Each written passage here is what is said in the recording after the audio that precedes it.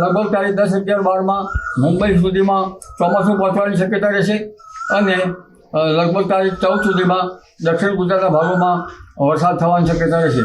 જો કે છૂટાછવાયા ભાગોમાં પવનની ગતિ સાથે અત્યારથી જ વરસાદ થવાની શક્યતા રહે, પરંતુ તે પ્રી મોન્સૂનની એક્ટિવિટી ગણી શકાય. શીત નક્ષત્રમાં તારીખ 8મી જૂનથી પવનની ગતિ સાથે સાથે 15મી જૂને પવન પણ વધે, એટલે ભારે પવનની ગતિ સુસવાટાવાળા પવનોના કારણે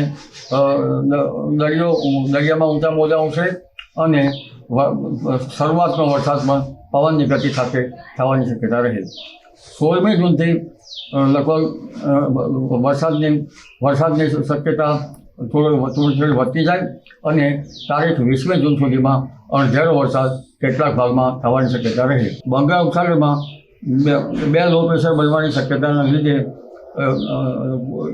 ત્યાંના ભેજ અને અરબ સાગરના ભેજના કારણે ગુજરાતમાં સારો વરસાદ થવાની શક્યતા રહે. 29 જૂનથી 7મી જુલાઈ વચ્ચે દેશ સહિત રાજ્યના ભાગમાં સારો વરસાદ થવાની શક્યતા રહે.